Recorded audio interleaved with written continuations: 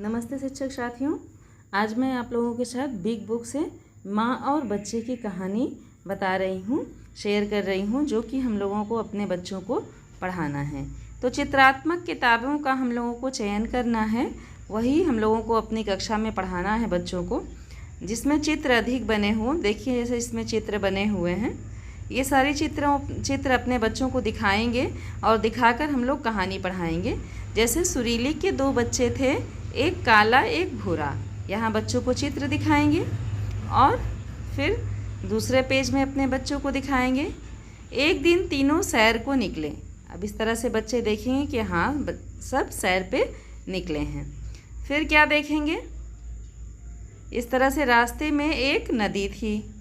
बच्चों को नदी दिखाएंगे, नदी पर हम लोग बातचीत करेंगे।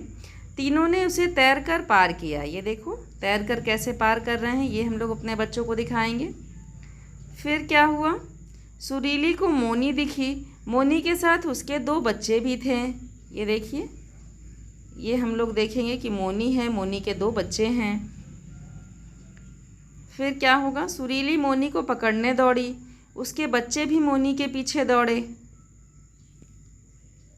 दोनों के बच्चे एक साथ खेलने लगे। ये देख सुरीली मोनी को पकड़ना भूल गई। तो इस तरह से हम लोग अपने बच्चों को कहानी सुनाएंगे। चारों बच्चों को खेलते हुए देखने लगी, सुरीली के दोनों बच्चे और मोनी के दोनों बच्चे। तो इस तरह से हम दिखाएं बच्चों को, अपने संक्षिप्त में भी कहानी सुना देंगे संक्षेप में, कि सुरीली के दो बच्चे थे, एक काला एक भूरा। एक दिन तीनों सैर को निकले, रास्ते में एक नदी थी, तीनों ने उसे तैरकर पार किया। सुरीली को मोनी दिखी, मोनी के साथ उसके दो बच्चे भी थे।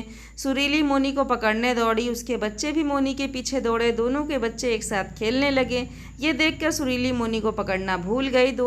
चारों बच्चों को खेलते हुए देखने लगी। तो इस तरह से हम अपने बच्चों को कहानी सुनाएंगे और उसके बाद अपने बच्चों से चर्चा करेंगे।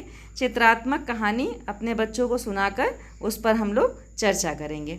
तो इस तरह से बिग बुक से हम लोग अपने बच्चों को कहानी पढ़ाएं।